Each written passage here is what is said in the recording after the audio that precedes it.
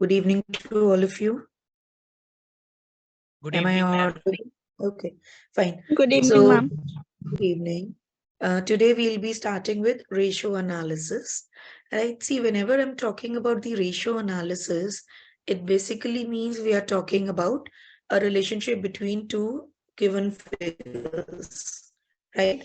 And when we talk about it mathematically, we say any two figures.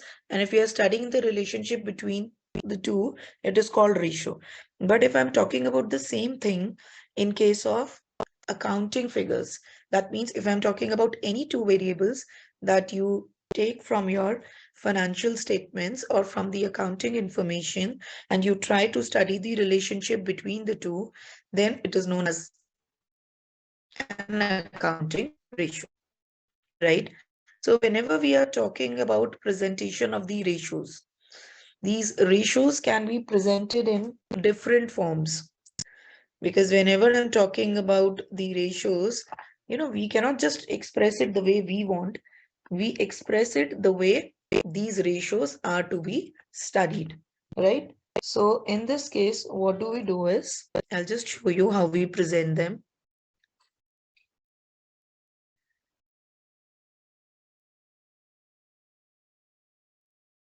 See, when we are talking about the presentation of the ratios,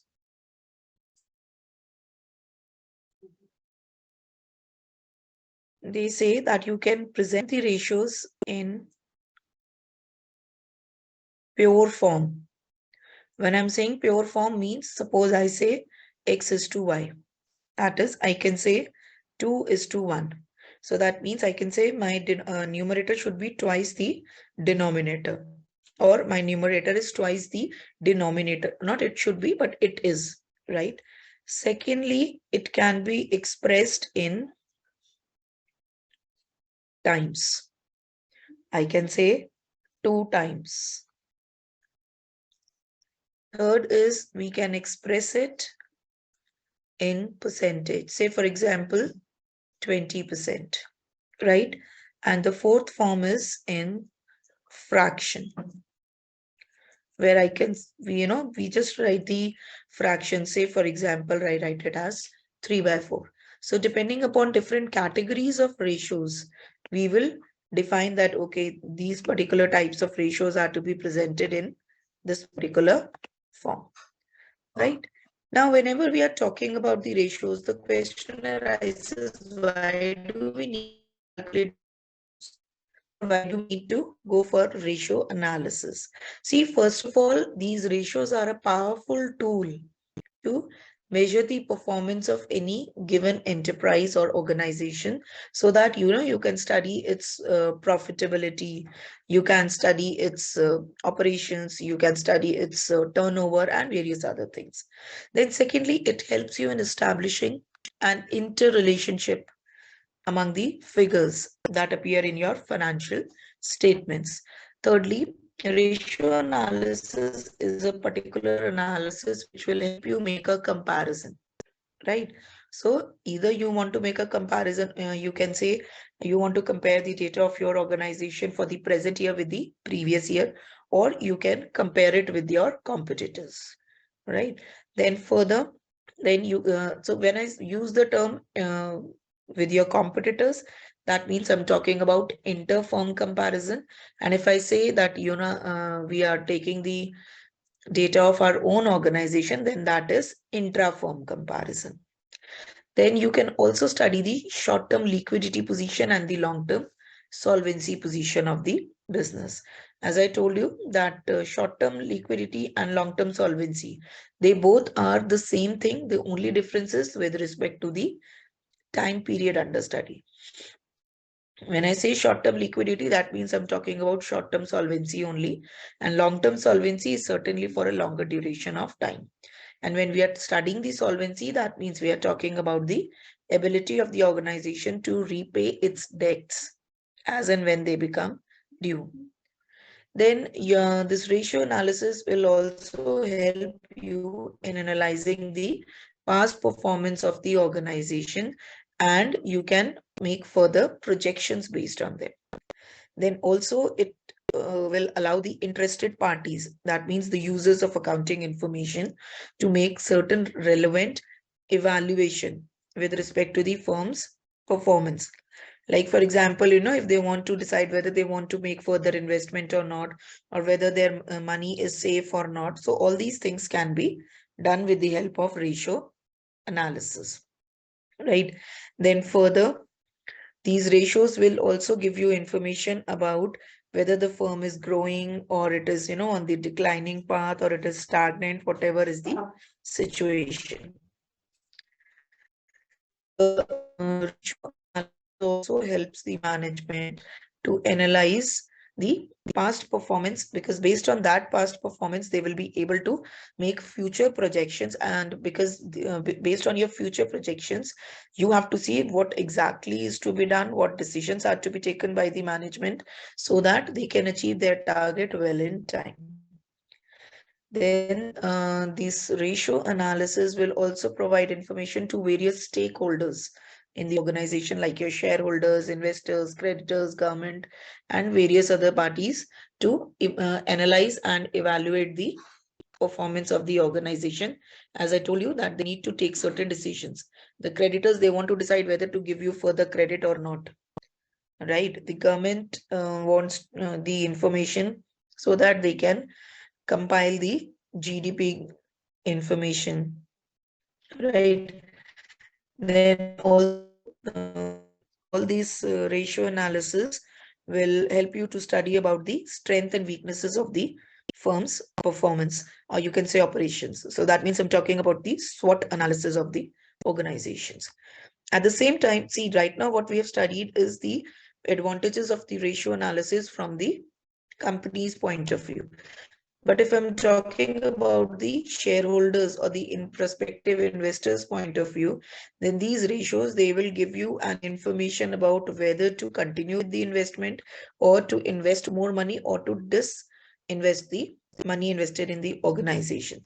Secondly, even the credit rating agencies, they also do the ratio analysis of the firm, so that they can give the correct rating to the organizations. Because in the present day world, to get your organization credit rating is very, very important, right?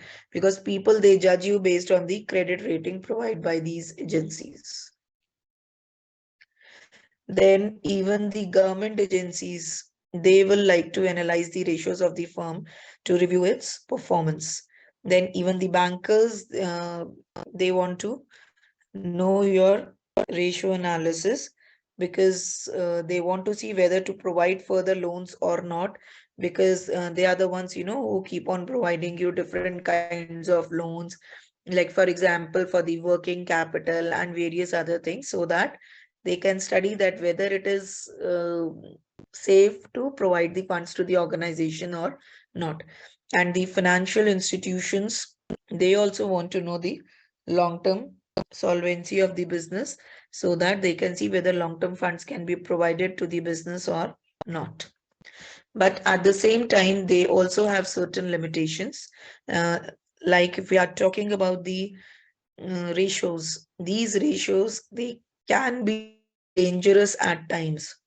Why? Because if people, they start overusing of the ratios as a, you can say, technique of management control, then in that case, rather than improving the situations, at times it deteriorates the situation, because people, they get uh, annoyed, because every time they are being, their performance is being measured, there is a stringent control on them, so at times they get frustrated because of that. Then if I talk about these ratios, they just provide the guidelines to the management, right? So we can just say that they are only the means.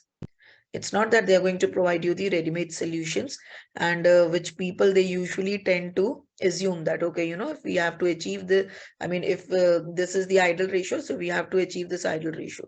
But every ratio which gives you an information about the ideal ratio doesn't mean it is an ideal ratio for each and every organization under each and every situation. Things vary from industry to industry and from organization to organization. And as far as these standards are concerned, as I told you, that they vary from industry to industry. So comparison of the ratios to different industries is not suggested. Then if you are calculating the ratios from the past records, then no doubt based on the past records or based on the past performance, we predict or we try to, look into the future. But it is not necessary that whatever you are assuming for the upcoming future is going to be 100% correct.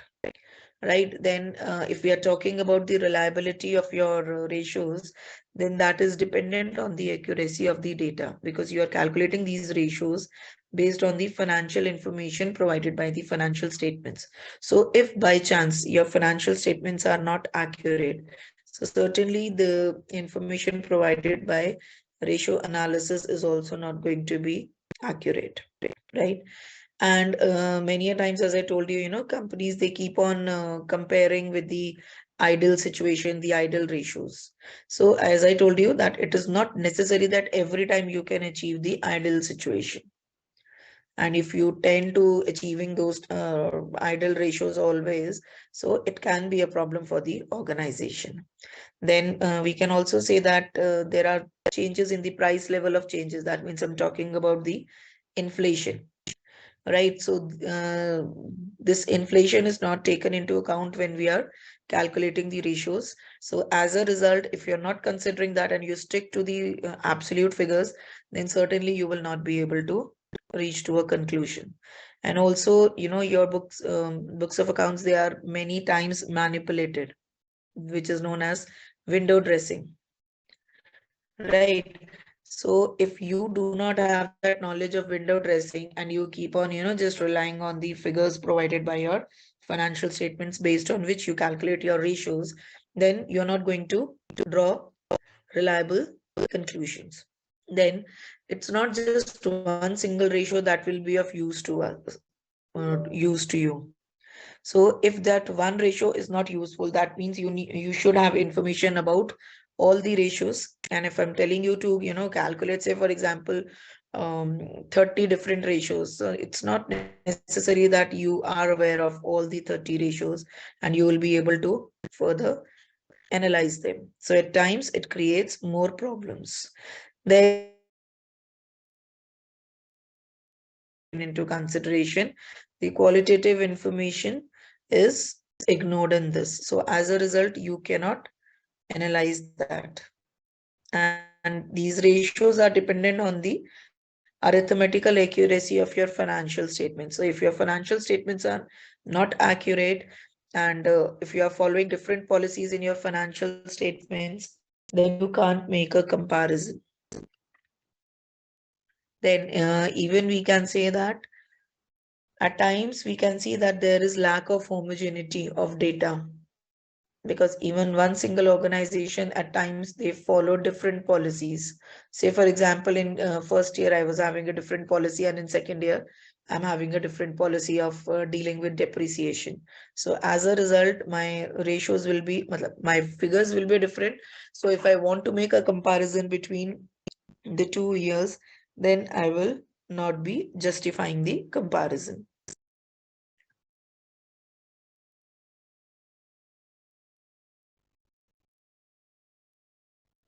And do remember that these ratios, they all are interconnected. As I told you, just one or two ratios is not going to serve your purpose. So you have to be sure that whether you should be, calculating X, Y, Z, or what all information is required to calculate your ratios.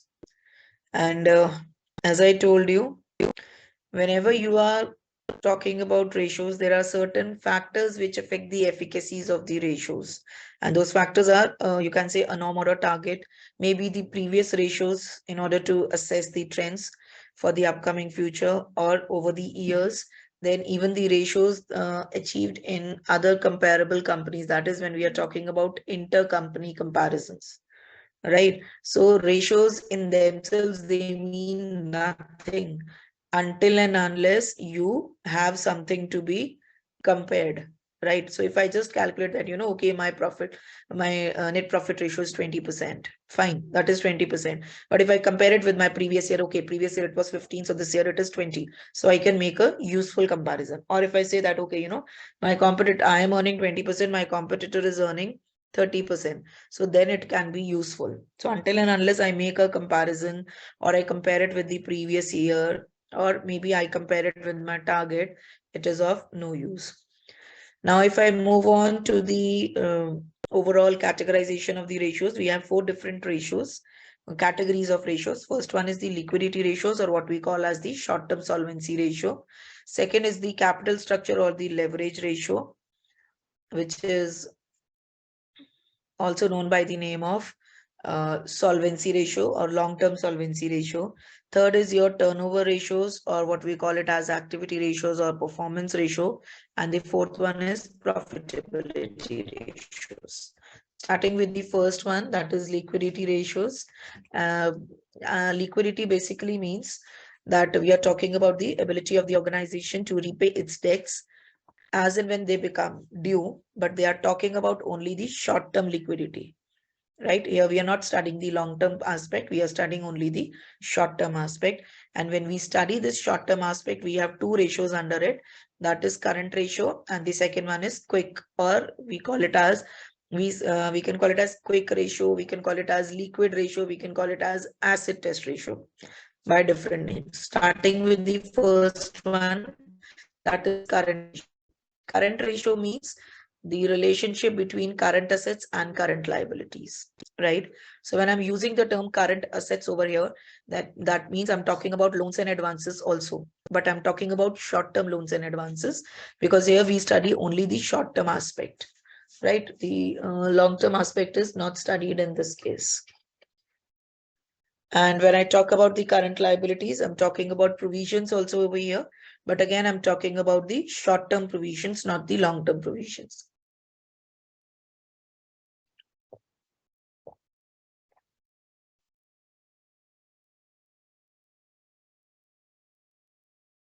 So in this case, we try to study that do we have sufficient amount of current assets to pay off our current liability, because whatever money we generate out of the current assets. When I use the term current assets, that means I'm talking about short-term assets like cash in hand, cash at bank, or you can say your stock, basically goods, your debtors, your bills of exchange, prepaid expenses, all these things. And when I talk about current liabilities, I'm talking about bills payable, sundry creditors, outstanding expenses, income tax payable, bank overdraft, all these things. So in this case, we say the ideal current ratio is 2:1, right? So that means your current assets should be twice your current liabilities. Then only you will be in a position to have a sufficient amount for your working capital requirements. Because when I'm talking about the working capital means the capital required for day-to-day operations, right? Similarly, we have liquid ratio, or what we call as liquid ratio, or what we call as acid test ratio, in which it is similar to your current ratio, with the only difference that here we have to subtract the inventories, right? That is current assets and your short-term loans and advances minus the minus the inventories upon current liabilities and provisions minus the bank overdraft, right? And in this case, why do we say so? Because in this case, we consider that it is not easy. I mean, if I want to sell all my inventory in one day, I cannot sell it. I cannot convert it into cash to pay off my liabilities. So as a result, inventory is excluded out of it. And in this case, bank overdraft is also concerned, because bank overdraft, when you have to pay, it is a short-term loan, and this loan has a specific number of days that you have to pay, and it is taken care of with the help of your banking transactions. In this case, the ideal ratio is 1:1. So that means you'll be in a fairly good position to overall continue with your operations in case you have 1:1 ratio, right? In this case, we also have another type of ratio, although it is not calculated by each and every organization, but some organizations, they prefer to do that. That is absolute liquid or super quick ratio. That means absolute liquid assets upon the current liabilities. When I use the term absolute liquid assets, that means it is cash in hand plus cash at bank plus short-term investments. Why do we talk about these three things? Because these are the things which are readily available in cash. See, cash in hand is already in the form of cash.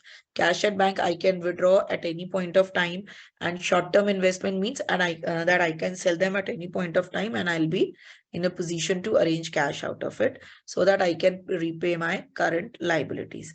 And in this case, the idle ratio, or you can say the idle situation, is when your ratio is 1:2, right? So that means your absolute liquid assets are half your current liabilities, because you know that all the current liabilities are not to be paid at one point of time. So the immediate requirement at least can be paid out of these absolute liquid assets.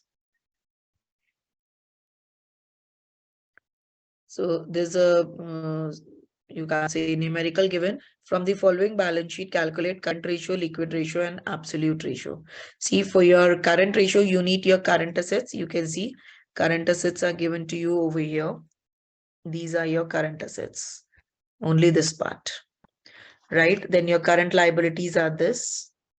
Fine. So if we have to calculate the current ratio, I can take stock 1,20,000. I just need to add all the current assets, the total of which is 2,40,000, and my current liabilities are 1,20,000. So 2,40,000 upon 1,20,000, that is 2:1 is the present ratio. Whereas if I talk about quick ratio, I told you in this case, you need to subtract your inventory. Inventory means I'm talking about stock.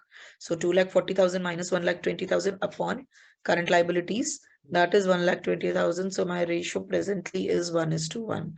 And if I talk about absolute liquid ratio, or what we call it as the cash position ratio, that is cash on hand, right?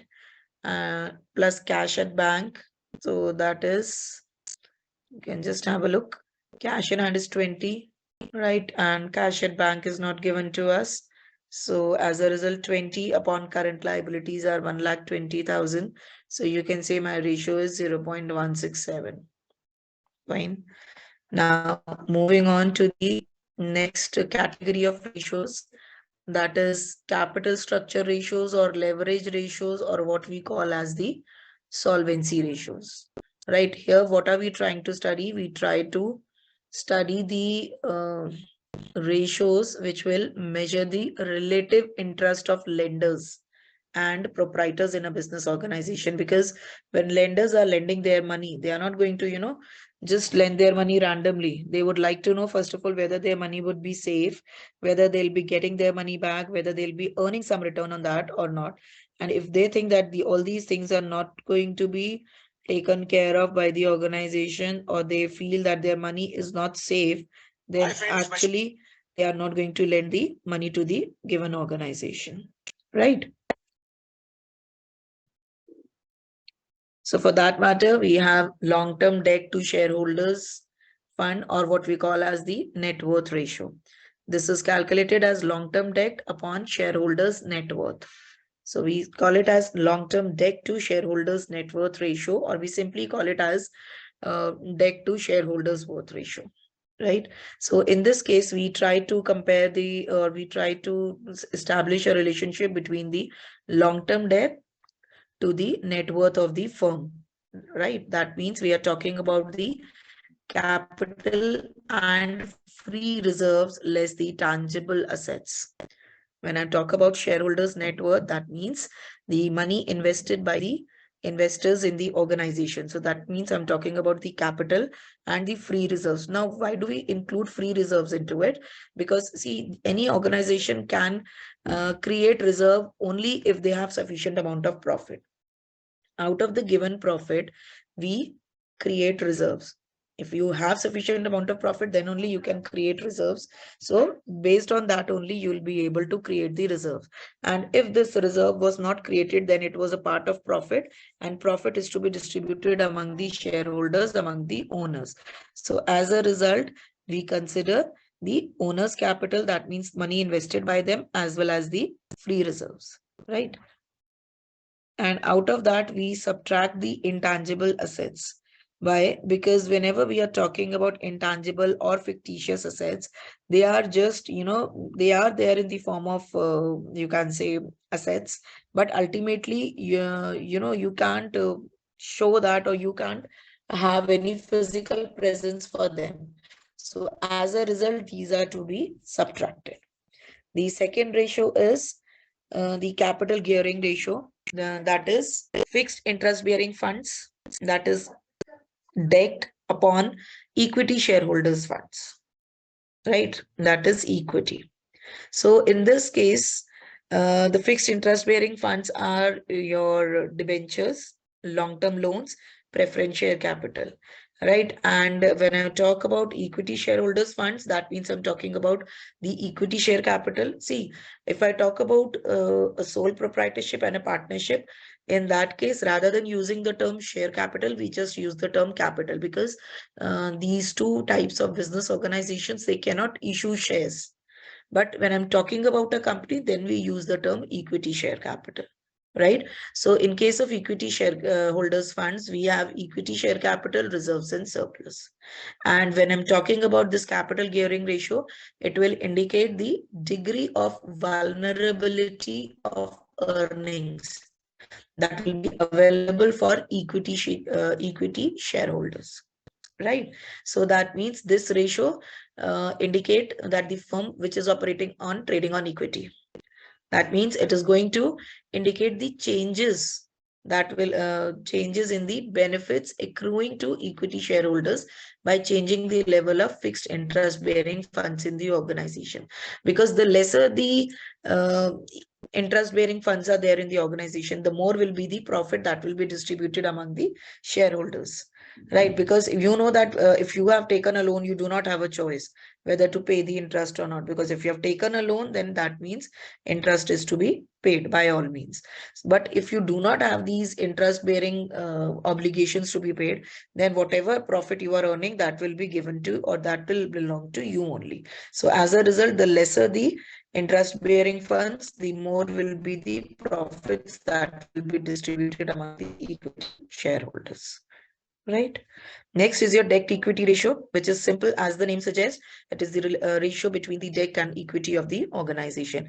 When we are talking about debt, that means I'm talking about all the long-term uh, debt. That means you can say all the long-term liabilities. And when I'm talking about equity, that means again I'm talking about the shareholders funds, that is share capital and all the reserves, right? And in this case also, your ideal ratio is 2:1. That means your debt should be twice your equity.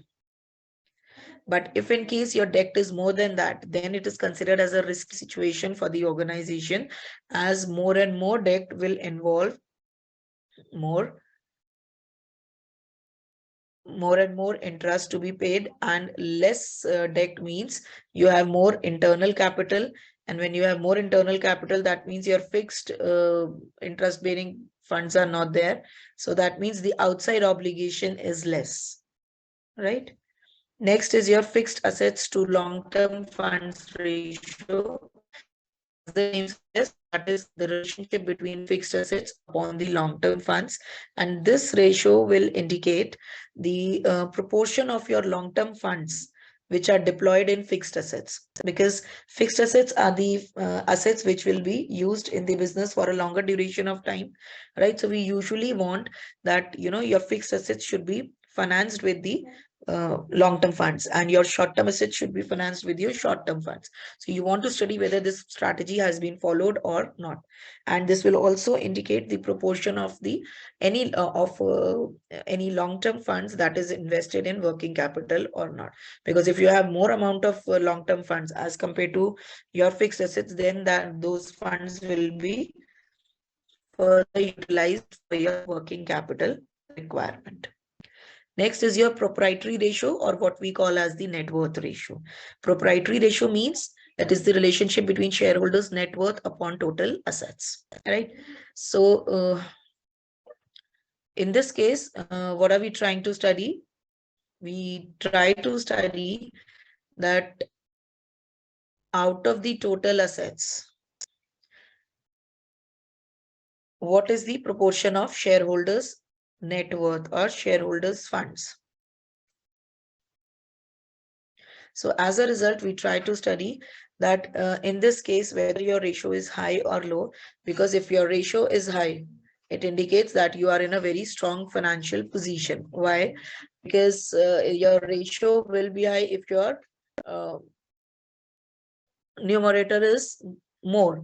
And if your numerator is more, then that means you have more of shareholders funds to finance your total assets.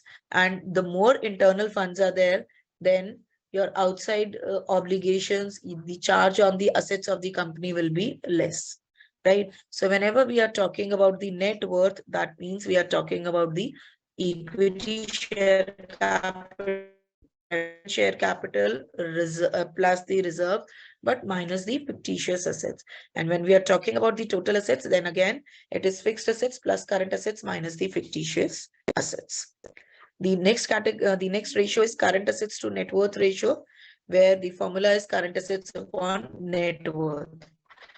And this ratio will indicate the current assets which are financed by owners of the business. That means the owner's capital, right? In the previous ratio, we were studying out of the total, the total assets, how much were financed by the internal funds, that is equity funds.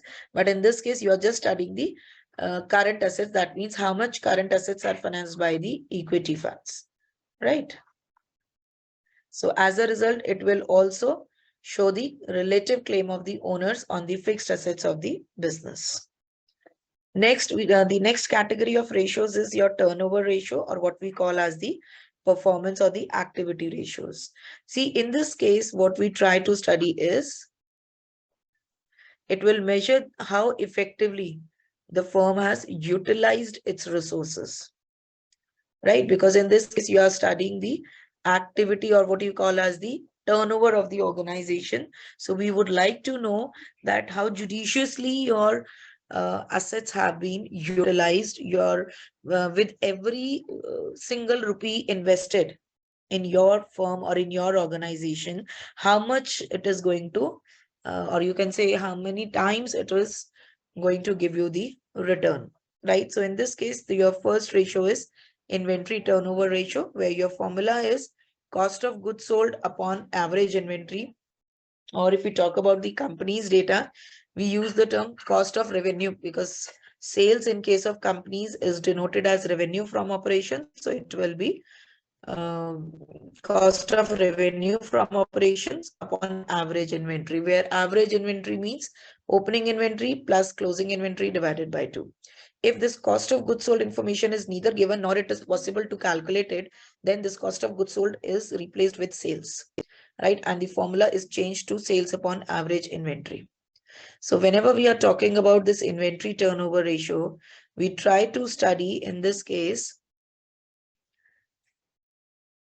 that a major amount of funds are occupied, or you can say they are blocked in the stock of, or you can say inventory of the organization. And that inventory could be either in the form of raw material or work in progress or finished goods, right? So for that matter, you will have to see that whether you should just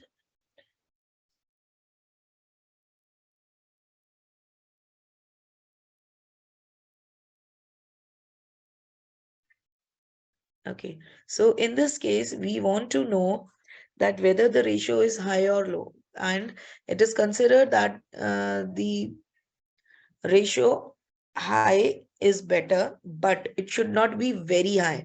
Because when we are talking about a very high situation in case of inventory turnover ratio, then that means we are having a case of over trading. And if it is over trading, then it will be difficult for you to manage your maybe debtors, or maybe the people who are continuously buying the material on credit. So at times it becomes difficult whether they'll be making the payment or not. So it will affect the overall profitability of the organization. No doubt the sales level will increase, but the overall profitability might be affected. But at the same time, the ratio should not be very low, because if your ratio is very low, then it will have an impact on the liquidity of the business. At the same time, we have another related ratio that is known as inventory ratio, where the formula is inventory upon current assets into 100, where you would like to know that out of the total current assets, what is the percentage that is logged in the form of inventory. Right. The next ratio is your debtors turnover ratio.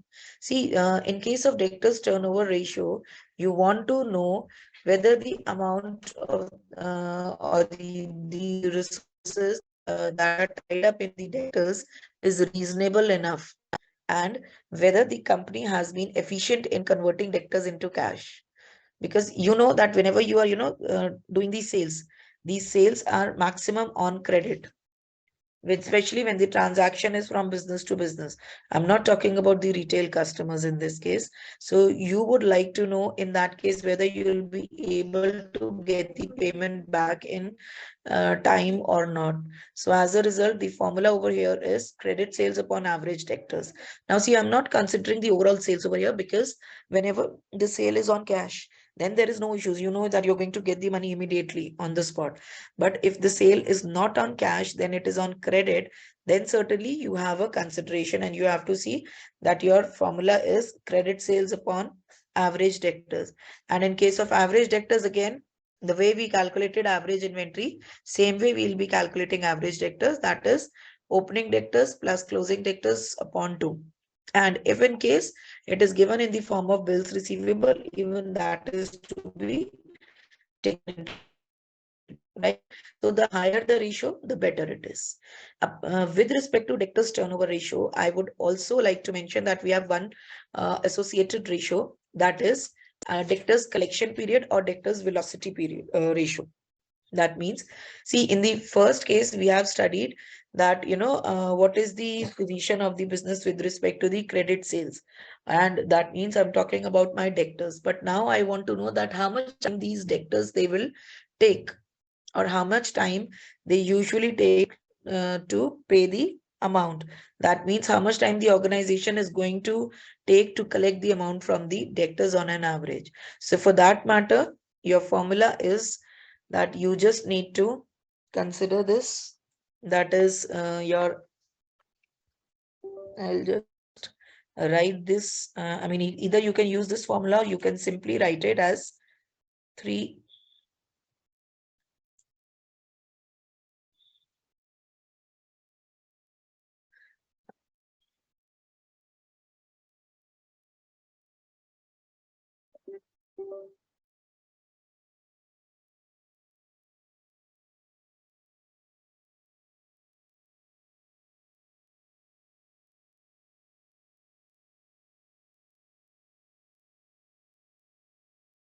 Okay, simply write it as 365 upon debtors turnover ratio. If you can either do it this way, or you can just elaborate this debtors turnover ratio into this, right? But in this case, I've used this 365. But if I don't want to use this 365, I can either use it as 12. If I use 365, then my answer will be in number of days. And if I use it 12, then my answer will be in months. So depending upon what suits your purpose, accordingly, you will have to see whether you need to calculate the answer in days or in months, right?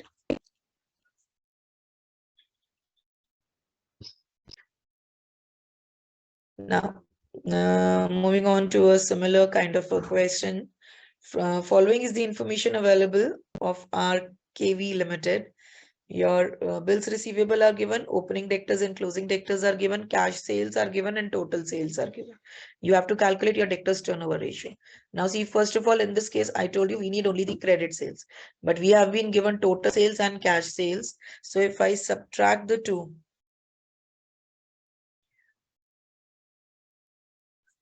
so I get the answer as 36 lakhs, which is equal to my credit sales.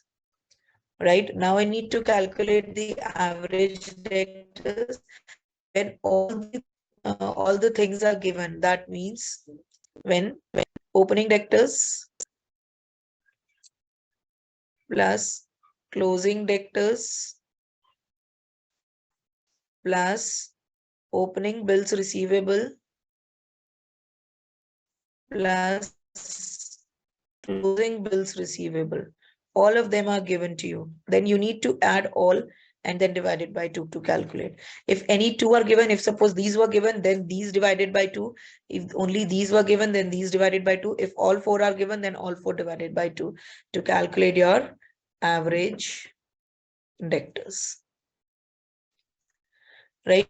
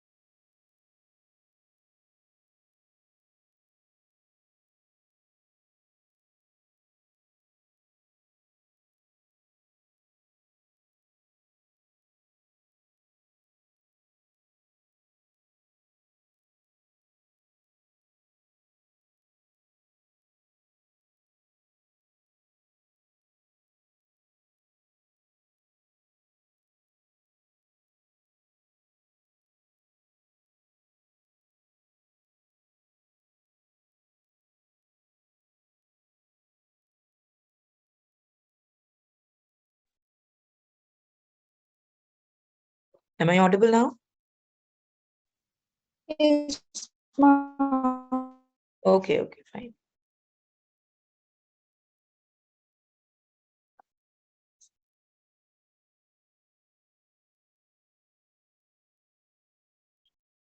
Okay, so such on the spot ratios can further also be created. Like I told you, it is bad debts to sales ratio, right? Now, next we have is the creditors turnover ratio. Like we do the debtors turnover ratio, similarly, we can also calculate the creditors turnover ratio. In case of creditors, like in case of debtors, we were talking about the customers. In case of creditors, we talk about the creditors. That means the debtors are my credit customers. Creditors are my credit suppliers. That means from whom we buy the material on credit, right? So in this case, there it was net credit sales. Here it is net credit purchase upon the average creditors, right? So in this case, when I'm talking about average creditors, that is opening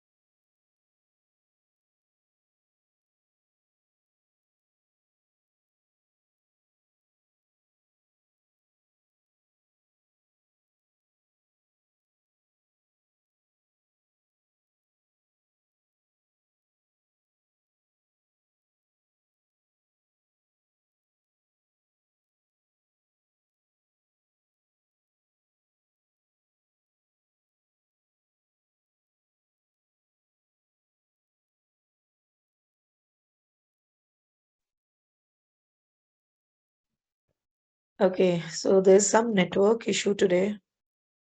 Sorry for that. Okay. Similarly, like we initially, when we were talking about debtors turnover ratio, so we had one more thing, that was average collection period, right? Now, if I talk about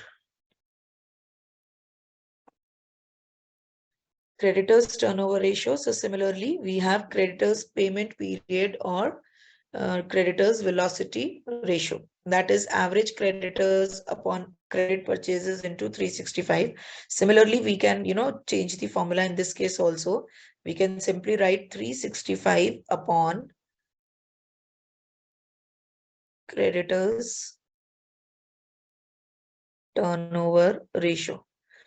365, or I can say 12. If 365, that means I'm calculating it in number of days. And if it is 12, then the answer will be in months, right? So accordingly, we can.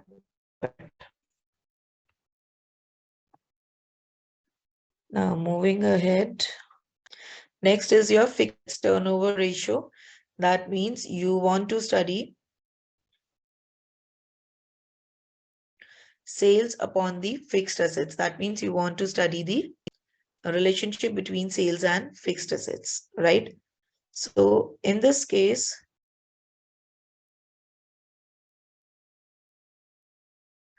if we just have a look at the question given, balance sheet of ABC Limited as on 31st December 2005 is given. You have been given share capital, reserves and surplus, long-term liabilities, current liabilities, fixed assets and current assets, right? So in this case, if you have to calculate fixed assets turnover ratio, then it will be net sales upon fixed assets.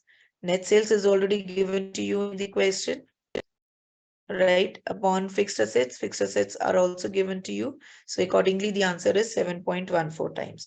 Then next is your total assets turnover ratio, where your formula is sales upon total assets. Sales is given, total assets is given, so your answer is 5.55 times.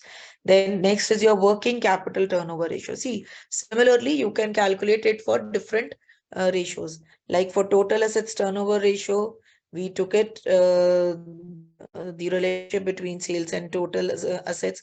Now we have, if we have working capital turnover ratio, so it will be sales upon working capital. Working capital means it is the capital required for day-to-day operations.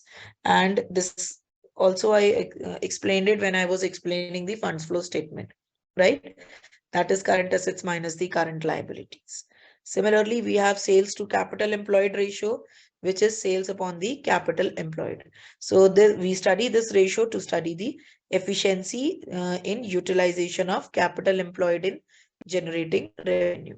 Suppose this is the trading and profit and loss account given to you along with the balance sheet of the organization, right? And they are saying you are supposed to calculate the asset management ratios or turnover ratios. So you can see in different situations, different names are given for different ratios and for different categorization, right? So if the first one is your inventory turnover ratio, the formula is cost of goods sold upon average inventory. Now when I'm talking about cost of goods sold, my cost of goods sold, as I denoted with the help of COGS, cost of goods sold is equal to opening stock plus purchases plus direct expenses minus closing stock is equal to COGS. So that means this plus this minus this. So I get my cost of goods sold as 51,000 upon average inventory. Average inventory is opening inventory plus closing inventory by 2. Opening is here and closing is here, right? Then moving on to the next ratio.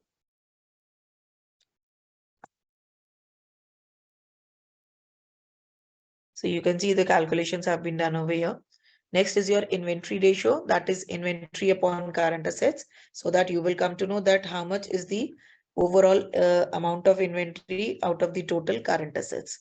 Current assets mean you have stock plus debtors plus cash at bank, right? So we can simply say that the figure is 60%. You can simply write it as 0.60, or if you want to express it as a percentage, it can be 60%. Next is my debtors turnover ratio. Credit sales, that is 58,000. I'll show you again.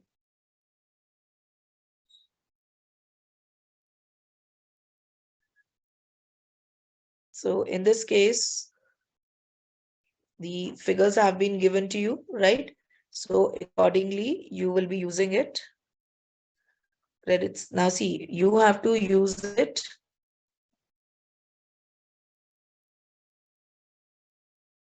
for different formulas, right? So in this case, when I'm talking about debtors turnover ratio, then it is credit sales upon average debtors, right?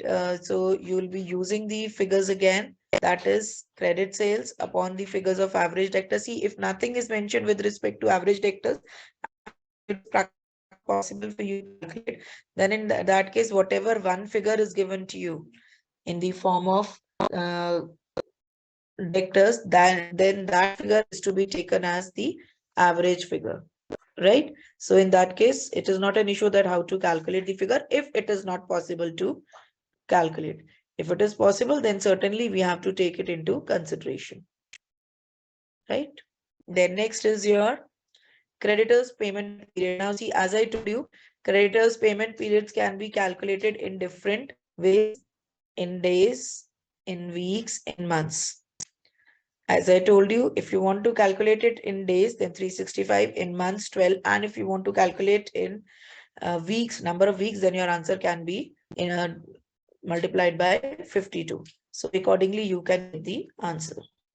And when you have to calculate your creditors turnover ratio, then your creditors turnover ratio is credit purchases upon average creditors. Accordingly, you can calculate, right?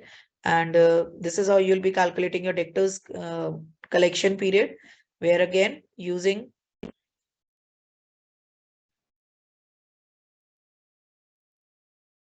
if you are talking about 365, then it is in number of days.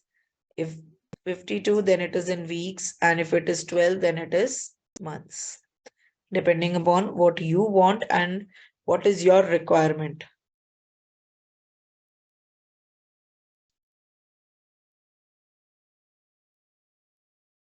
Right.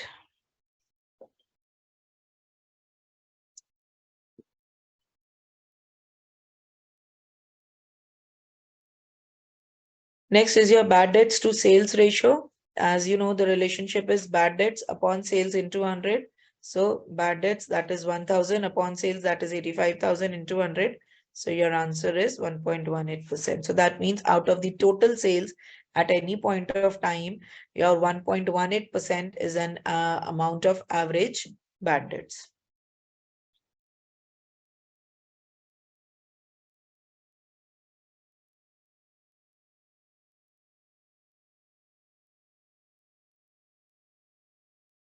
Next is your fixed assets turnover ratio, where it is sales upon fixed assets. Sales is already given, fixed assets are also given, right? And so accordingly, your answer is 3.70 times. Then you have total assets. See, whatever formulas we have just done, we are just substituting the figures in these formulas, and accordingly, we will be calculating the ratios. That's it. Nothing else to be done in this chapter, anything extra or anything beyond that, right? Similarly, you have your net working capital turnover ratio. In this case, just additional calculation of working capital is to be done. As I told you, when we are using the term working capital, it is net working capital, right? And this net working capital is denoted as current assets minus the current liabilities, right? Next, we have sales to capital employed ratio. That is sales upon capital employed, right? And this capital employed again is to be taken from the balance sheet figure. And then accordingly, your ratio will come out to be 2.43 times. Next category is profitability ratios, or what we call as the last category, where you see your profit of the organization from different perspectives.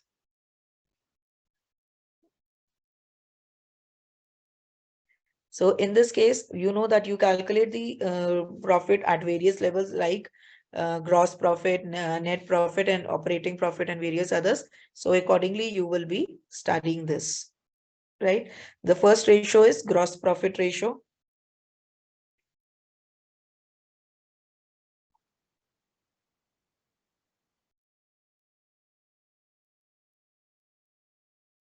So when we are talking about gross profit ratio, or you call it as gross profit margin, so we can say the ratio is gross profit upon net sales into 100. Or I can further elaborate this gross profit as sales minus the cost of goods sold upon net sales into 100. Now see, whenever I'm talking about the sales, we generally call it as net sales, or in case of companies, we call it as revenue from operations. So either way, these words can be used and they are one and the same thing, right? So you can just have a look at the example. RE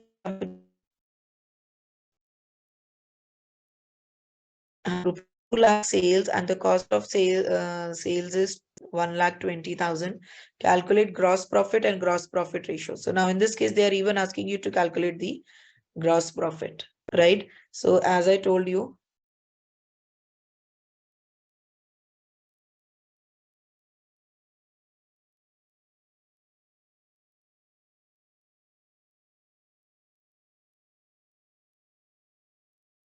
in this case, your gross profit will be say sales minus the cost of sales. Here it is, sales minus the cost of sales. So that is basically, you can say sales, that is 2 lakh, minus cost of sales, that is 1,20,000. So your answer is 80,000. And if I want to calculate the gross profit ratio, it is gross profit, that is 80,000, upon net sales, that is 2 lakhs, into 100. Now, when I'm using the term net sales, do remember net sales means gross sales minus sales returns, right? So we always have to take net sales into consideration.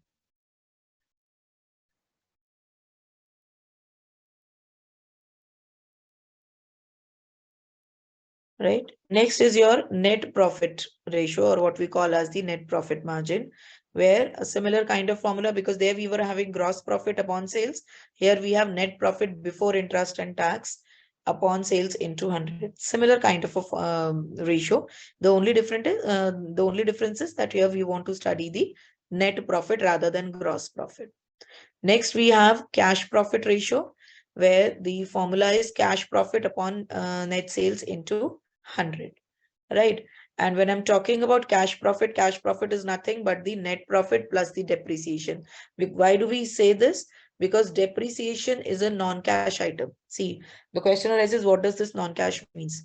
Just imagine that if you are charging depreciation on machinery, on the equipment and all. So if I say depreciation charged on equipment is 1 lakh, so are you actually paying anything? No. So it is a non-cash item. So no matter we show this depreciation as an expense to calculate the amount of profit, but our cash is not affected because of that. So as a result, we calculate cash profit over here, which is net profit plus the depreciation, right? So similarly, we can have another ratio, that is cash profit upon sales into 100. Next is your return on total assets. That is net profit after tax upon total assets into 100. So that means out of the total assets, how much is your or what percentage will be your net profit after tax, right? Then similarly, you have one more, that is return on net worth, or what we call as return on shareholders funds, or what we call as return on investment. This is equal to net profit after interest and tax upon net worth into 100. As I told you, net worth is nothing but your equity capital plus reserves and surplus. Or you can simply say this is equal to shareholders funds, right? That means shareholders' money in the business. Similarly, we have one more fund, we have one more ratio, that is return on equity. That is profit after tax into net sales. Into net sales upon total assets, into total assets upon net worth, right? So finally, in this case, we can simply say it is net profit margin, just this much. This is net profit ratio into this much is total assets turnover ratio into this much is total assets to net worth. This is your return on equity, right?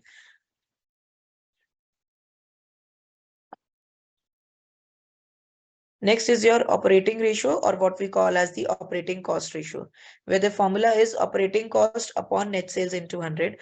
Now the question arises, what is this operating cost? Operating cost is nothing but it is the cost of goods sold plus operating expenses upon net sales, right? And otherwise, if you just want to know what all is included in operating expenses, here the list is given. Like we have the administrative expenses, financial expenses, selling and distribution expenses, right? So here goes the illustration. The following information extracted from KSB's books of accounts. From the following data, compute the operating ratio. Cost of goods sold is 1,80,000, operating expenses 20,000, and net sales is 2 lakhs. So if I want to calculate my operating ratio, it is cost of goods sold plus operating expenses. Cost of goods sold is 1,80,000, operating expenses 20,000, right?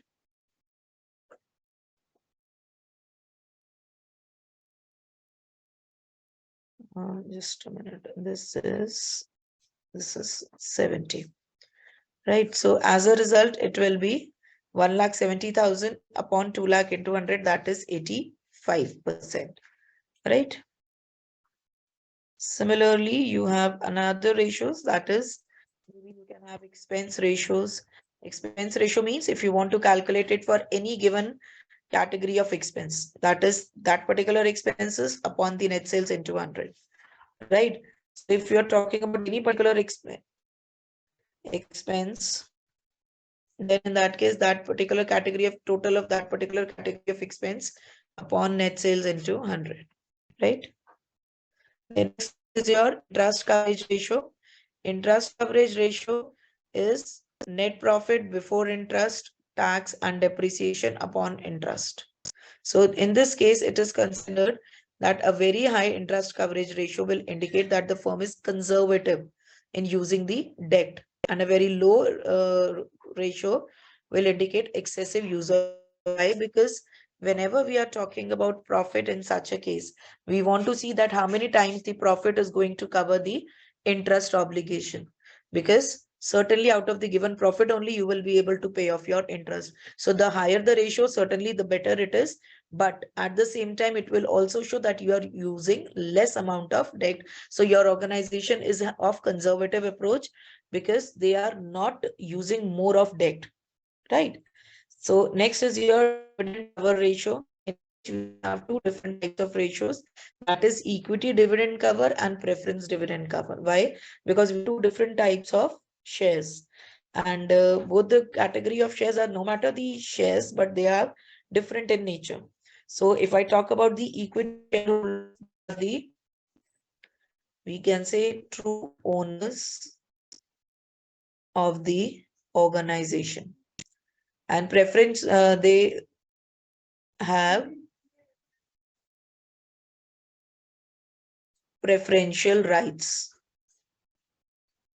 over equity shareholders, but are not the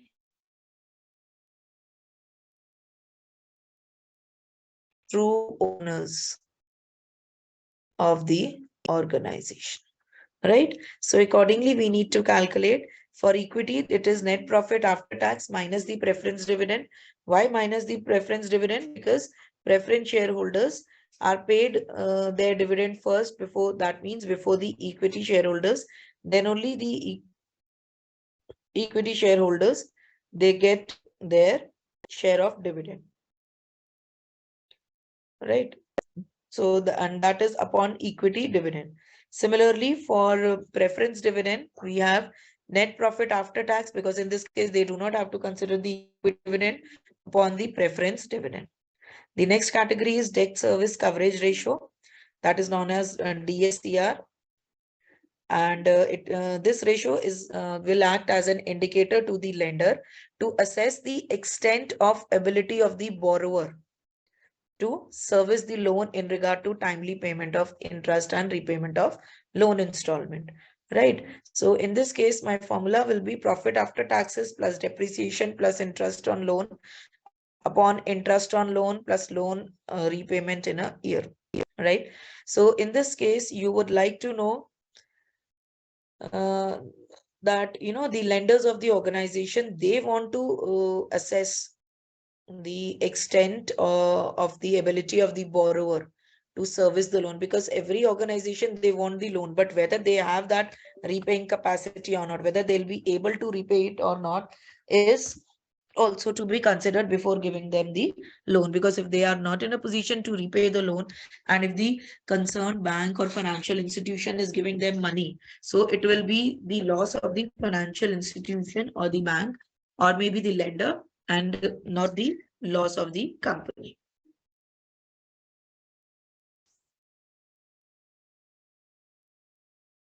So we have a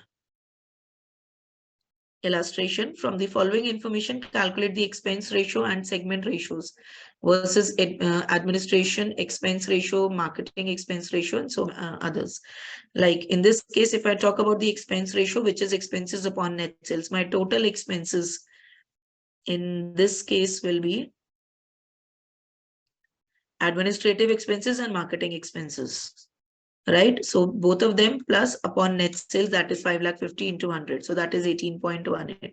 Similarly, if I want to calculate it in the form of administrative expense ratio and marketing expense ratio, so I can do them for individual expenses also, right?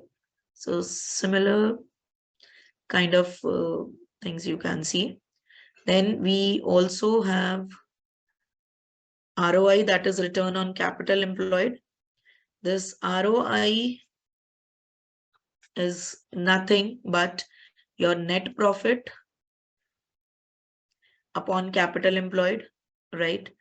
Or you can say net profit upon sales into sales upon capital employed. So if you do it this way, then your sales and sales get cancelled. So ultimate formula that remains is net profit upon capital employed, right? And this ROI is of major use, and many people, they would like to know this ratio, because unless you know that how much return you will on the capital invested,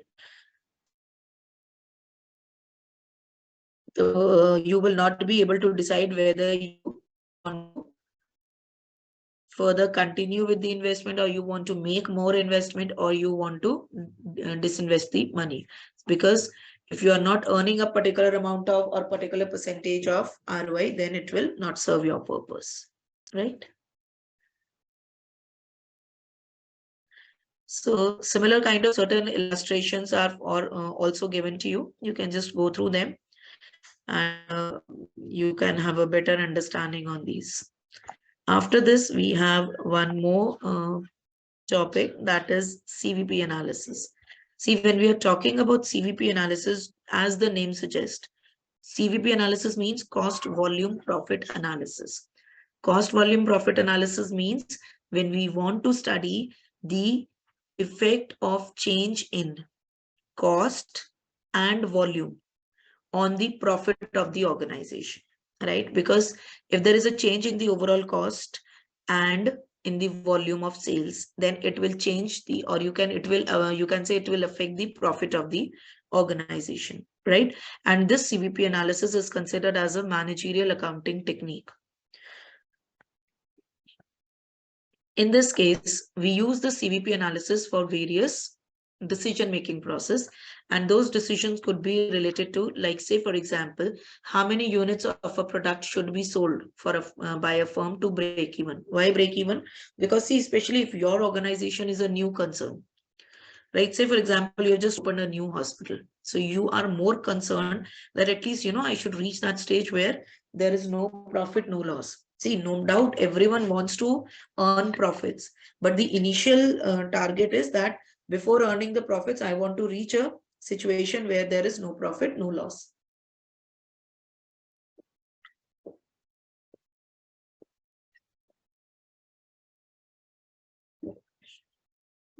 Because if in case you are able to reach that situation of no profit, no loss, that means at least you can survive in the market for some time.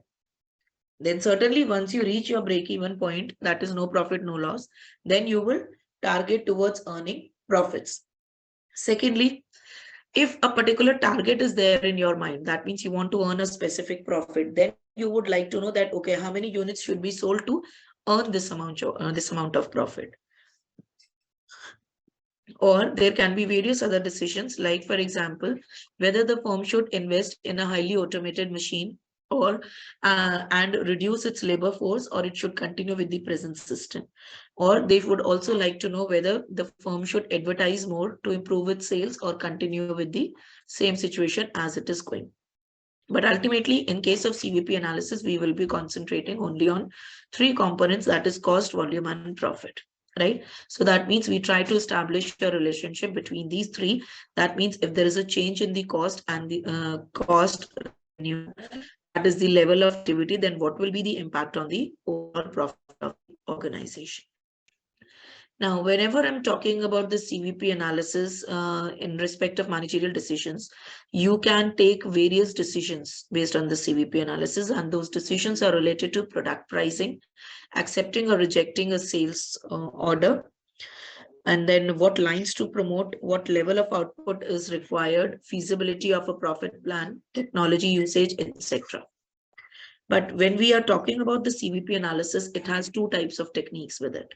One is known as the profit volume ratio, or what we call as the PV ratio or contribution margin analysis. And the other one is break-even analysis. See, but whenever we have to take a certain decision, we can't assume each and everything. I mean, we can't take each and everything to be variable. We have to assume certain things to be constant. We cannot say that, that everything is variable. Certainly, everything is variable in the long run. But when I'm talking about a particular thing, I want to take a decision, then I'll have to assume other things to be constant. And in this case, certain assumptions, those assumptions are that every cost can be categorized as variable or fixed, right? So that means before you move ahead, you have to see to it that your cost components are segregated either as variable or as fixed. You cannot say that, this is a particular cost, I do not know whether it is fixed or variable, or I cannot bifurcate it into fixed and variable. Then secondly, the sales price per unit of the product, the variable cost per unit, and the total fixed cost are also constant. And whatever units you are going to produce will be sold. Then whatever sales you will be having during a period, you can judge them, or you can say you can, know the figure accurately. If your product multi-product company, I mean your company a multi-product company, then your sales mix is constant. When I use the term sales, that means I'm talking about how many units of product. In case of manufacturing companies, your inventory is not going to change. Your inventory is same and constant, right? So in this case, I can say the big objective of CVP analysis is that you can decide about the volume or level of activity of the product. You can decide about the variable cost per unit of the product, and you can even decide about the mix of products sold. That means if you're dealing in more than one product. Right now, I'm starting with one product cost volume profit model. That means when your company is dealing with only one single product. See, we usually consider that the net income of the organization is total revenue minus the total cost. When I'm talking about this total revenue, I can say selling price per unit of the product, into that will be right. And if I talk about the total cost will be total variable cost plus total fixed cost.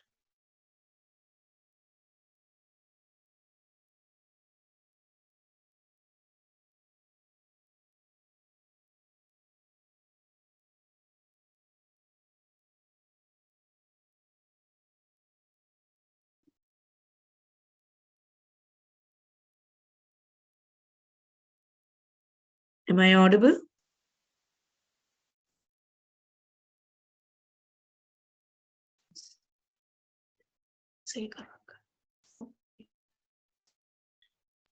Yes, ma'am. Okay, fine. So this is when talking about the total variable cost, calculate the total variable cost. It is variable cost per unit into the number of units sold, right? So in this case, if I just derive the formulas, I can say NI, that is my net income, is equal to PX. P is the selling price per unit and X is the number of units sold. So I can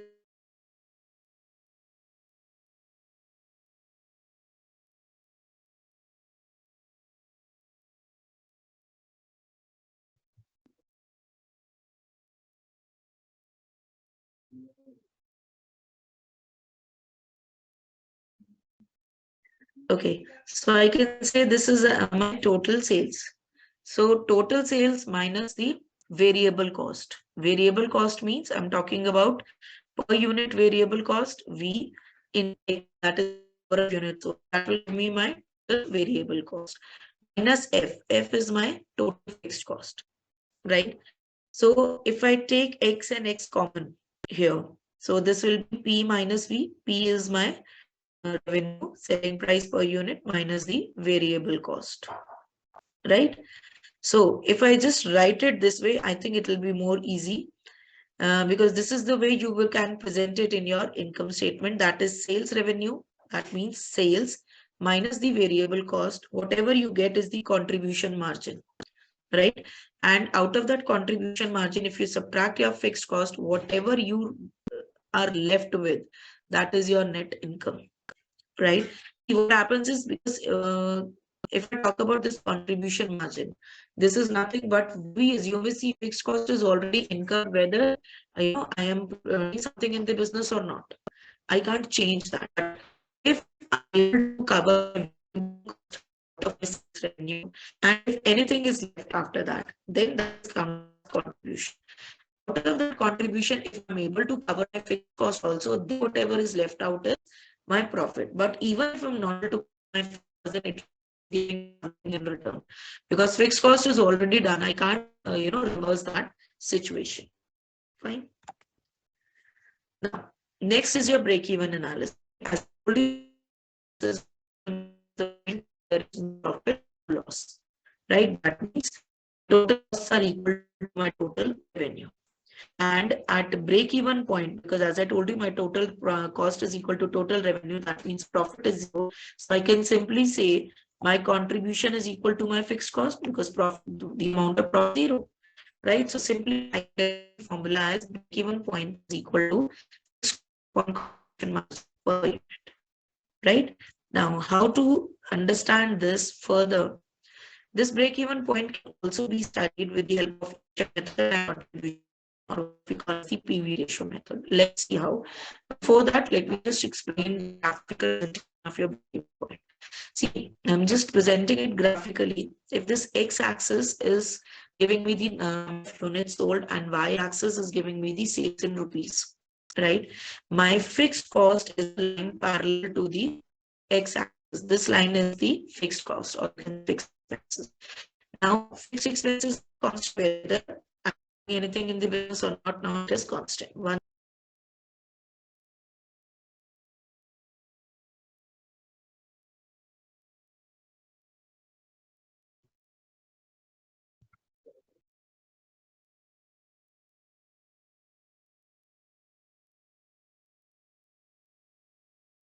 Okay.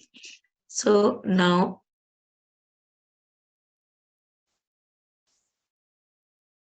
this is my total cost, this black line, rising curve, right? Because fixed cost plus the variable cost. This will give me my total cost curve, right? Now, when I'm incurring these costs, then I will start with the sales.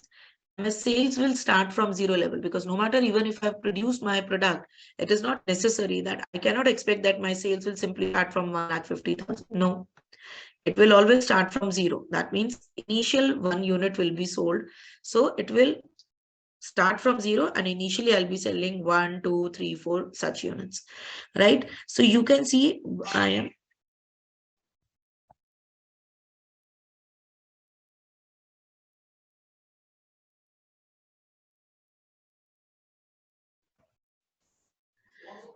so in this case, what happens is that you will see my sales is below my cost curve.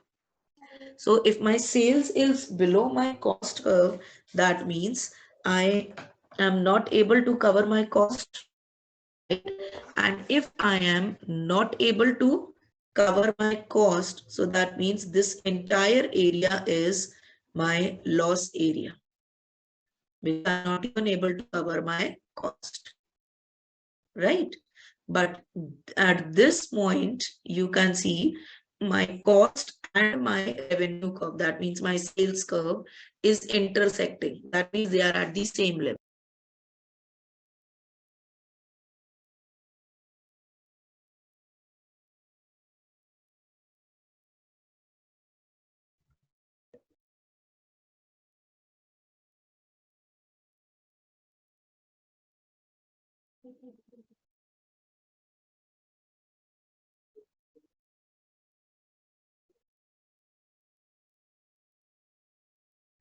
Okay, so this point is the point where my cost and revenue curve are intersecting. So that means my cost is equal to my revenue.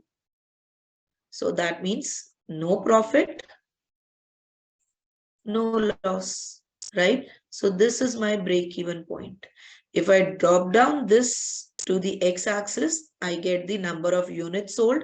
That means if the company wants to break even, they should sell 400 units. And if I extend it towards the y-axis, then I'll get the break-even point in rupee value. That means 400 units and the rupee value will be 2 lakh, right? But if I move towards the right of this point, then you can see my sales curve is above my cost curve. If my sale is more, that means if my revenue is more as compared to my cost, then that means this is the profit area. Right? And if I'm going more towards the right, then that means I am in a safe zone. So this entire zone, that means the difference between the, if suppose this is my actual sales, right? So actual sales minus the break-even sales. This area is my margin of safety, right? Because I'm in a safe zone. I'm not going to earn any loss on that. But if I move this side, then I will be earning losses, right? Now, if I continue with the same thing in the form of an equation, see, as I told you that profit is equal to sales minus the variable cost minus the fixed expense, right?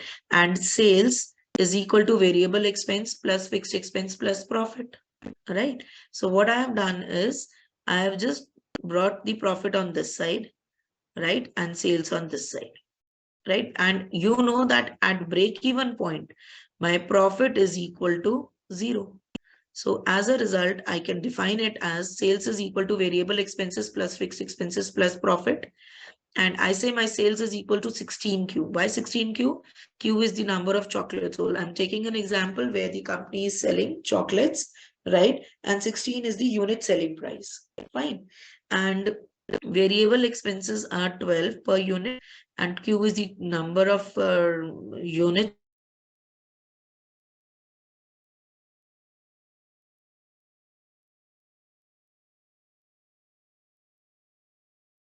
break-even point, your profit is equal to 0. So if I solve this equation,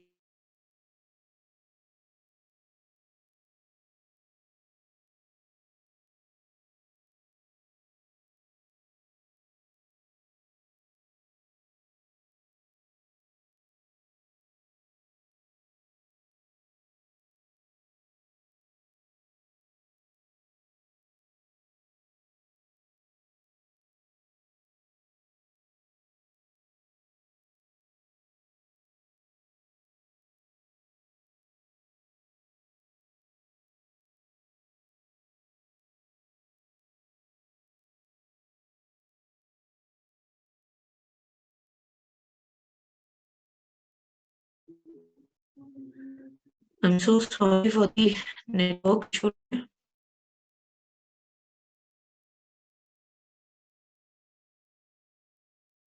Okay, right. So if we continue with the equation, my sales is equal to variable expense. See, if I just move back to the previous slide, you can say sales was 16, so variable expense was 12. I can say it is 0.75 of sales. I'm basically calculating the percentage, right? So it is 0.75x. If sales is X, then variable expenses 0.75x plus fixed expenses remains the same, that is 40,000, and profits certainly are 0 because it is a situation where there is point. So break-even point, no profit, no loss, right? So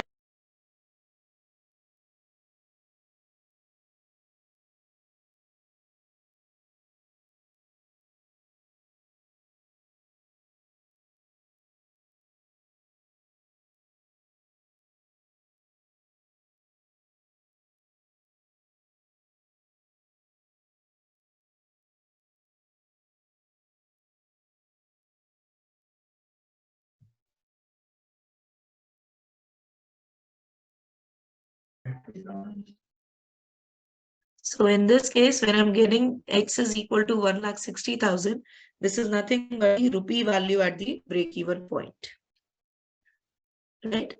Now, in this case, we have contribution margin, which I've already explained the concept of contribution margin, right? That is sales minus the variable expenses. Fine. So in this case, when we are talking about the contribution, we can say BEP in units is fixed cost upon contribution margin per unit, right? And when I'm talking about the selling price per unit minus the variable cost per unit, that is equal to contribution margin per unit, right? Or I can further say my fixed cost is equal, my fixed cost plus profit is equal to contribution. Or you can simply wait, just show you how you can understand this in a better way. See, what we write it as sales minus the variable cost will give you contribution, right? And contribution minus the fixed cost will give you profit, right? So what we can do is, if I'm writing this,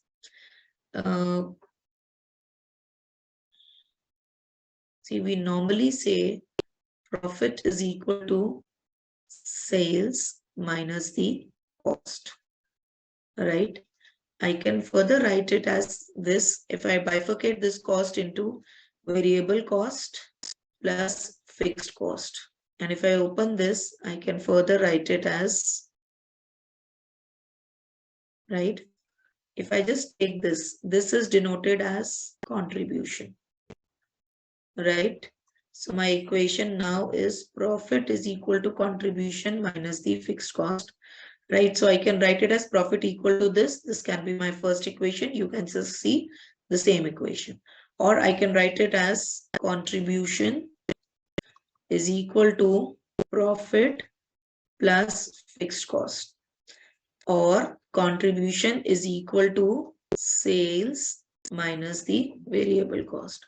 So these are the different formulas that can be used.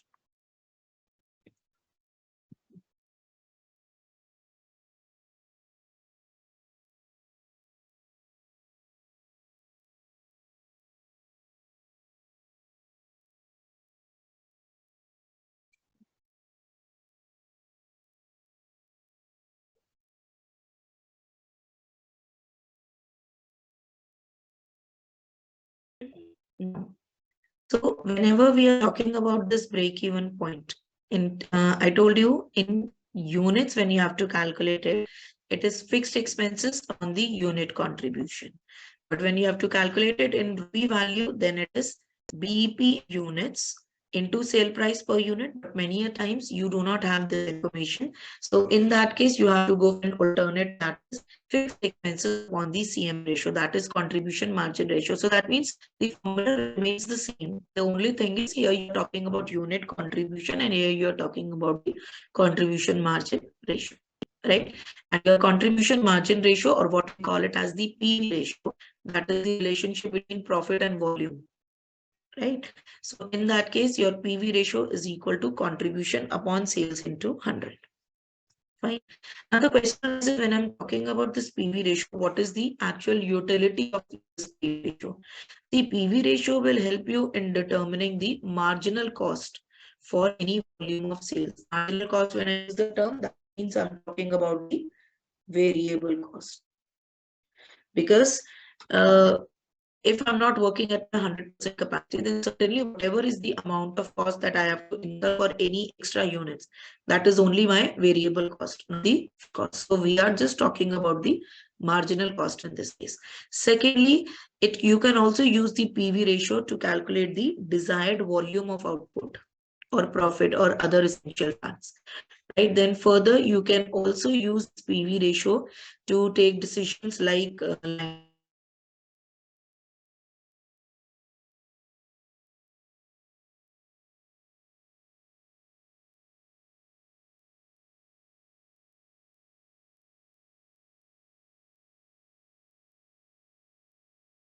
so in this, whenever we are talking about the contribution margin, see, let's use the contribution margin method so that we can calculate the break-even point in total sales revenue. As I told you, the formula in that case is fixed expenses upon ratio. See, fixed expenses are already given to you, that is 40,000, and CM ratio we have calculated as 25%. So that means even by using this formula, we get the same answer, that is 1,60,000 break sales. Now, there is another formula related to it, that is if in case a target profit has been given to you, right? That means you have to earn a target profit, and for that matter, you want to know that how many units should be sold. So I've continued with the same example. The only thing is, now in this case, they have given you a target profit of 50,000 to be, right?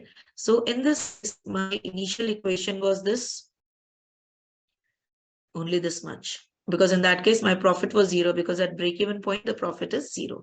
But now I have to achieve a profit of 50,000. So in case of 0, I have written 50,000, right? So if I solve it further, I get the value of Q as 22,500 units. That means if I want to earn this desired level of profit, I need to sell 22,500 units, right? So if you have to derive the formula, see, initially I told you at break-even point, you just need to recover your fixed cost. So my formula was fixed cost upon PV ratio. But when I'm talking about a particular target profit to be achieved, so in this case, apart from the fixed cost, I need to recover my desired profit also. So remaining thing remains this. I mean, you can say this formula remains the same, this much, right? The only thing is, in numerator, you have to recover even the desired profit, right? And when you have to recover the desired profit, so in that case, that means now you need to recover fixed cost as well as the desired profit. So as a result, my formula is modified into fixed cost plus desired profit upon the PV ratio. Right. So if I continue with the same example, my fixed expenses were 40,000, target profit was 50,000, and you is still the same, that is 4 per unit. So my answer again comes out to be the same, that is 22,500 units. Then is your margin of safety. In case of margin of safety, I told you, if you are moving right towards the break-even point, then it is your safety zone. Why? Because you're earning profits, and the more right you move, the more is your safety zone.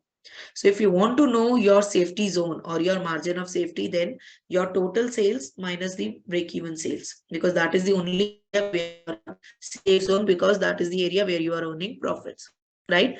Or you can further bifurcate this formula. You can simplify this formula and you will get another formula that is known as profit upon PV ratio. Right? So here we have given different formulas related to your margin of safety. That is, margin of safety is your actual sales minus the break-even sales, the major formula that is used in most of these situations.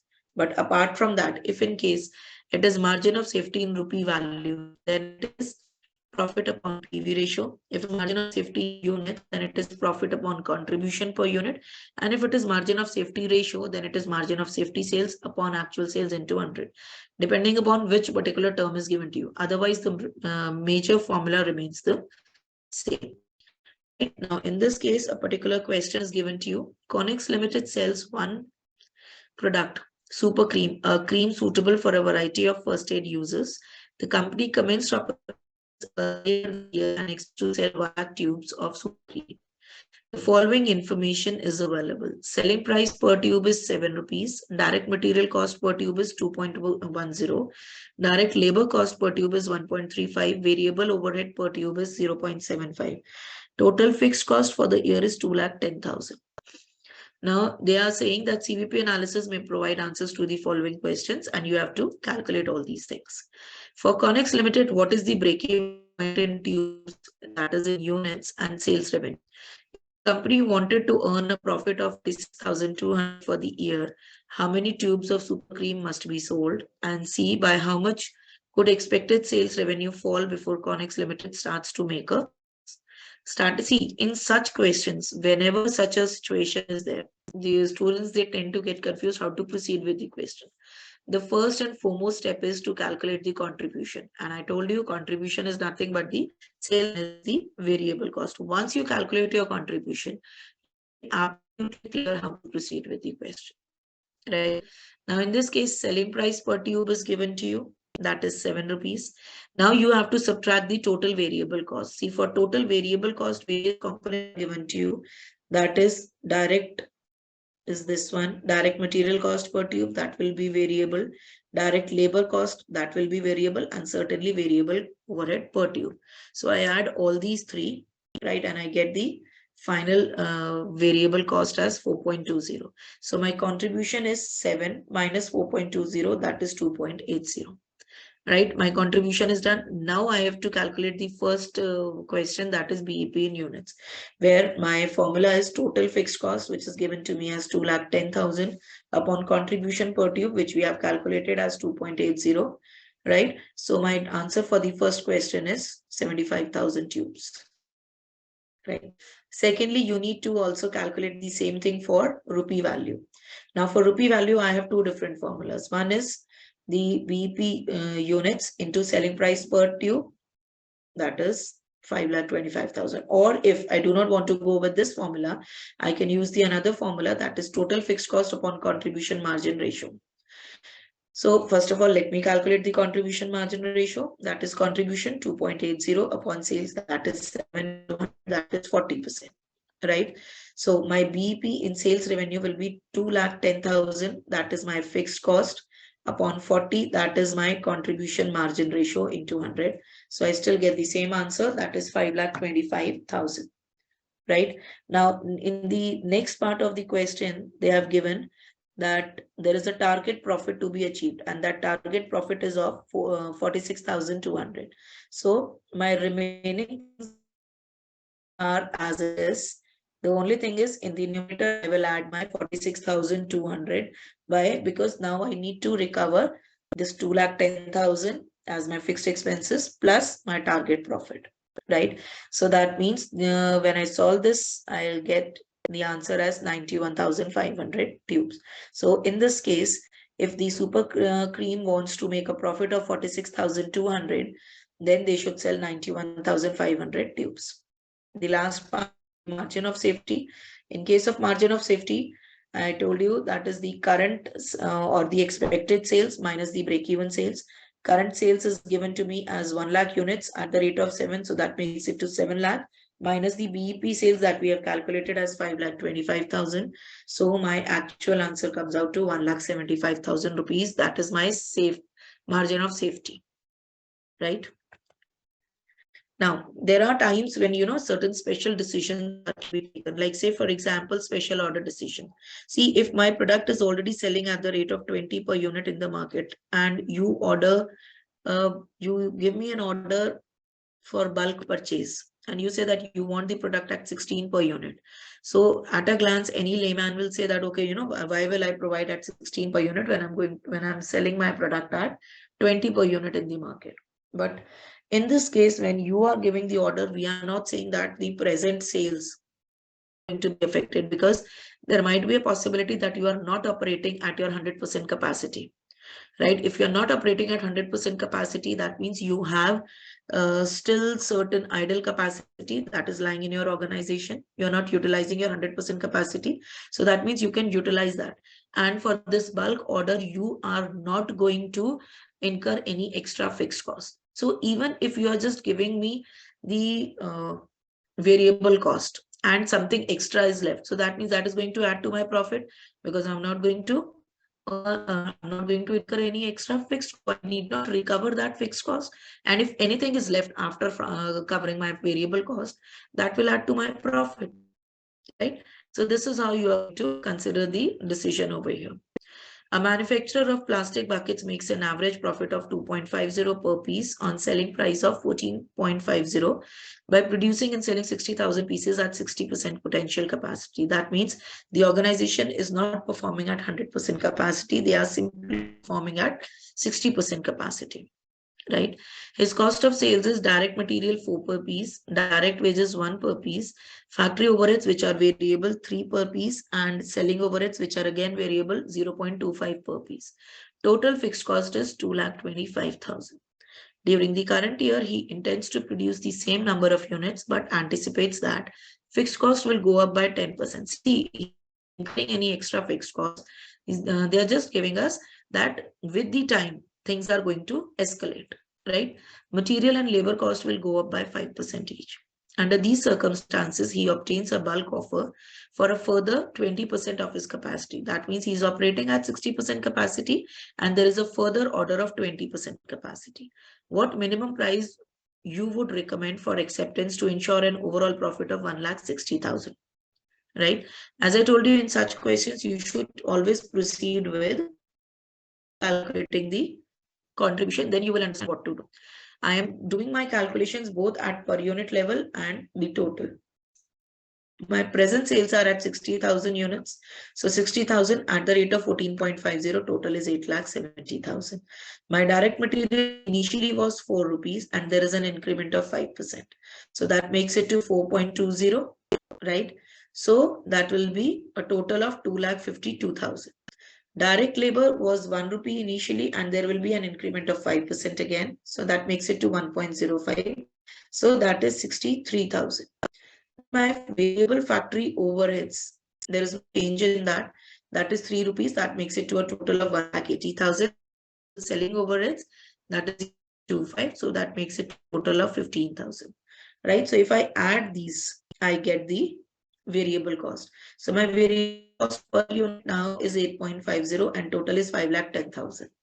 So my contribution will be sales minus the variable cost. Sales is 14.50 minus 8.50. I get it as 6 per unit. Similarly, for total, it is 8,70,000 minus 5,10,000. That is 3,60,000. Now, with respect to fixed cost, they are giving that the initial fixed cost is 2,25,000, and there will be an additional increment of 10%. So that makes it to my new fixed cost 2,40,500, right? If I calculate the profit, my result will be contribution minus the fixed cost. Total contribution is 3,60,000 minus fixed cost, that is 2,47,500, right? In the present situation, my profit is 1,12,500 without considering the additional offer. But my target profit is 1,60,000, right? But if I want to earn that 1,60,000, that means presently I'm earning this much and my target is this much. So in this case, if I just consider it, that means I need to earn an extra profit of 47,500 out of the additional order.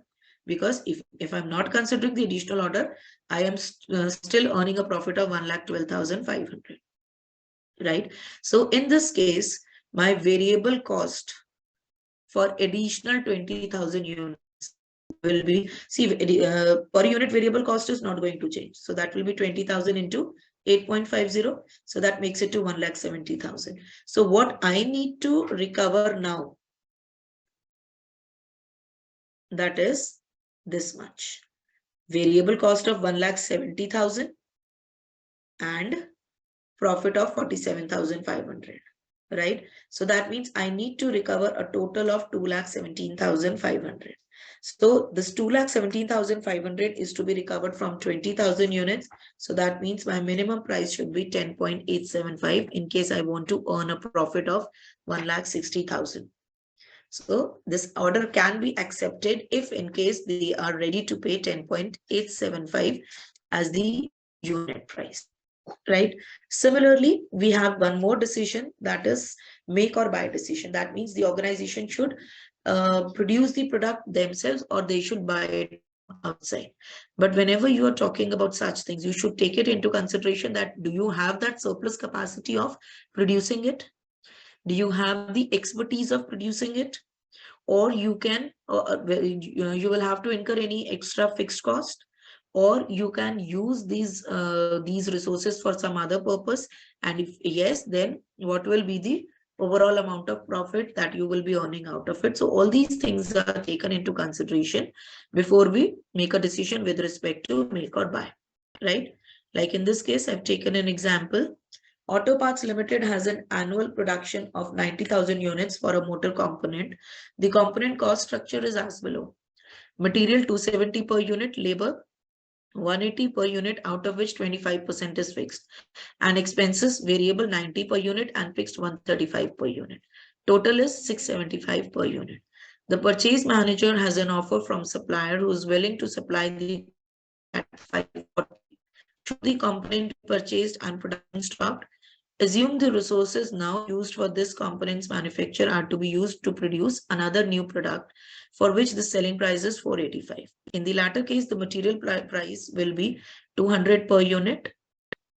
90,000 units of this product can be produced at the same cost basis as above for labor and expenses. Discuss whether it would be advisable to divert the resources to manufacture that new product on the footing that the component presently being produced would, instead of being produced, be purchased from the market. In the initial sense, you might get confused how to proceed with the question. What you need to do is you need to calculate your contribution first, and then things will be clear. Now see, in this case, my variable cost is material, that is 270, labor, that was 180, out of which 75% is variable, 25% is fixed. So that makes it to 135 variable. And expense 90. So my total variable cost is 495, whereas the supplier's price is 540. So in this case, you can see there's a difference of 45. If I produce it, it is at 495. If I get it from the supplier, it is 540. So that means every unit produced is going to save 45 rupees, right? And if I talk about the total 90,000 units, then that means it was a considerable amount of 40 lakhs 50,000 rupees, right? But what if this particular set of resources are used for another new product? Then in that case, the selling price of the new product is 485 and the variable cost will be material 200, labor 135 and expenses 90. I'm just talking about only the variable cost in this case because I need to calculate the contribution.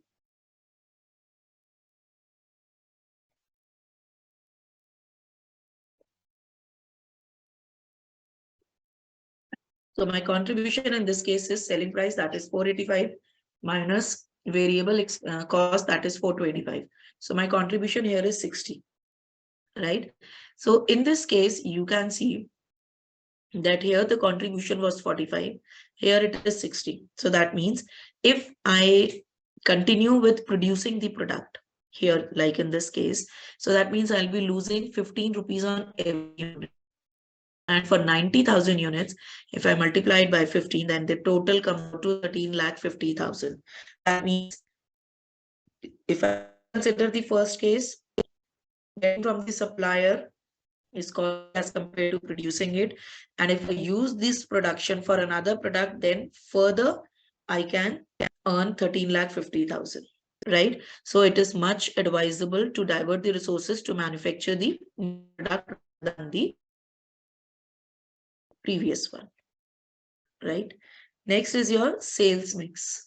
See, whenever we are talking about the sales mix, do remember sales mix is always considered in case of those organizations where there is more than one product. That means they are dealing in more than one product. So they need to decide that whether, how many units of which product are to be sold, because they need to maximize their profit. Manufacturing company gives you the following information. They are dealing in two products, A and B, where the fixed overheads are same, that is 10,000 per annum. Direct material per unit is 20 for A, 25 for B. Direct labor per unit is 10 for A, 15 for B. Variable overheads are 100% of direct labor. That means whatever is the value of direct labor, that exactly is the value for variable overheads. And your selling price per unit is 60 for A and 100 for B.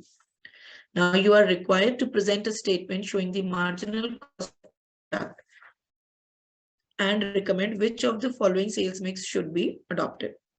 900 units of A and 600 units of B, 1800 units of A only, 1200 units of B only, and 1200 units of A and 400 units of B. So these are the four options. You have to decide which one to go for.